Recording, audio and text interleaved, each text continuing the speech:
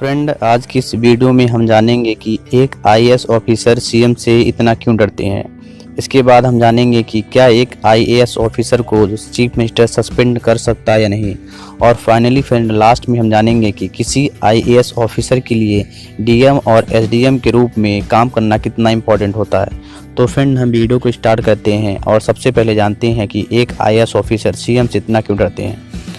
तो फ्रेंड, यदि मैं आपसे क्वेश्चन करूं कि एक आईएएस ऑफिसर और चीफ मिनिस्टर में सबसे ज़्यादा पढ़ा लिखा कौन होता है, तो फ्रेंड ये तो आपको भी पता होगा कि ऑलमोस्ट आईएएस ऑफिसर ही सबसे ज़्यादा पढ़े लिखे होते हैं। फ्रेंड, आईएएस ऑफिसर को किसी स्टेट में सेंट्रल गवर्नमेंट के द्वारा अपॉइंट किया जाता है। तो फ्रेंड, आईएएस ऑफिसर का काम होता है कि जिस ज़िले या स्टेट में उसे तैनात किया गया है वहाँ पे उसे पॉलिसी को इम्प्रूव करना, पॉलिसी को इम्प्लीमेंट करना और सरकार को नई नई नीतियों के बारे में बताना और सरकार के द्वारा जो भी रूल्स एंड रेगुलेशंस लाए गए हैं जनता तक पहुंचाना, ये किसी भी आईएएस ऑफिसर का काम होता है। लेकिन फ्रेंड, जो चीफ मिनिस्टर होते हैं वो आईएएस ऑफिसर के काम को पसंद करते हैं या नहीं करते हैं, या फिर आईएएस ऑफिसर की जो आइडियोलॉजी रहती है वो चीफ मिनिस्टर के अकॉर्डिंग होती है या नहीं होती है। इसलिए फ्रेंड, आईएएस ऑफिसर को डर रहता है कि कहीं उनका चीफ मिनिस्टर के द्वारा ट्रांसफ़र ना कर दिया जाए। फ्रेंड, कई बार आपने न्यूज़ में भी पढ़ा होगा कि कई आईएएस ऑफिसर ऐसे हैं जिनकी सर्विस 20 साल हो गई है बट उनका ट्रांसफ़र 40 बार हो चुका है। तो फ्रेंड, उसका सबसे बड़ा रीज़न यही रहता है कि वो आईएएस ऑफिसर अपने अकॉर्डिंग काम करते हैं, जो उन्हें ट्रेनिंग में सिखाया गया है उसके अकॉर्डिंग काम करते हैं और उनकी जो आइडियोलॉजी रहती है वो सीएम से मैच नहीं करती है। इसलिए सीएम के द्वारा उनका बार बार ट्रांसफ़र किया जाता है। इसलिए सबसे बड़ा रीज़न इसका यही है कि एक आईएएस ऑफिसर सीएम से डरता इसलिए है क्योंकि सीएम के द्वारा उसका बार बार ट्रांसफ़र किया जाता है। तो इस ट्रांसफ़र से बचने के लिए वो आईएएस ऑफिसर जो होते हैं वो सीएम से थोड़ा डर के ही रहते हैं। फिर दूसरा क्वेश्चन ये है कि क्या एक चीफ मिनिस्टर आईएएस ऑफिसर को सस्पेंड कर सकता है या नहीं।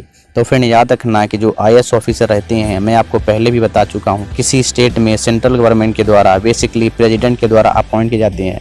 हाँ, भले ही वह स्टेट के अंडर में काम कर रहे हैं तो चीफ मिनिस्टर के पास ये पावर होती है कि वो आईएएस ऑफिसर को डिमोशन कर सकते हैं, उनका ट्रांसफ़र कर सकते हैं, बट उन्हें सस्पेंड नहीं कर सकते हैं। यदि चीफ मिनिस्टर आईएएस ऑफिसर को सस्पेंड करते हैं तो सबसे पहले उन्हें सेंट्रल गवर्नमेंट के द्वारा एक कंसर्न करना होगा, तभी वे कहीं जाके सेंट्रल गवर्नमेंट के अप्रूव के बाद ही वे आईएएस ऑफिसर को सस्पेंड कर सकते हैं। बिना सेंट्रल गवर्नमेंट के परमिशन के आईएएस ऑफिसर को कोई भी चीफ मिनिस्टर सस्पेंड नहीं कर सकता है। फ्रेंड, अगला क्वेश्चन है कि एक आईएएस ऑफिसर के लिए कितना इंपॉर्टेंट होता है डीएम और एसडीएम के रूप में काम करना। फ्रेंड, जब कोई कैंडिडेट आईएएस ऑफिसर के लिए सेलेक्ट किया जाता है और अपनी ट्रेनिंग कंप्लीट करता है तो सबसे पहले उसे एसडीएम बनाया जाता है।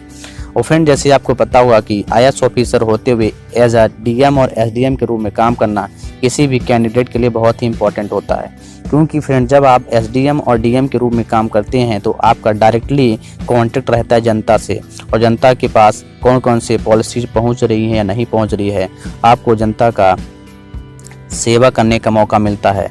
इसलिए फ्रेंड, किसी भी आईएएस ऑफिसर के लिए डीएम और एसडीएम के रूप में काम करना बहुत ही इंपॉर्टेंट होता है, क्योंकि डीएम और एसडीएम के रूप में काम करते हुए आप जनता से सीधे कांटेक्ट में रहते हैं और गवर्नमेंट के द्वारा जो भी रूल्स रेगुलेशंस और जो भी स्कीम लाई जाती हैं वो अपने ज़िले में आप लागू करवा के आप जनता तक आसानी से पहुंचा सकते हैं।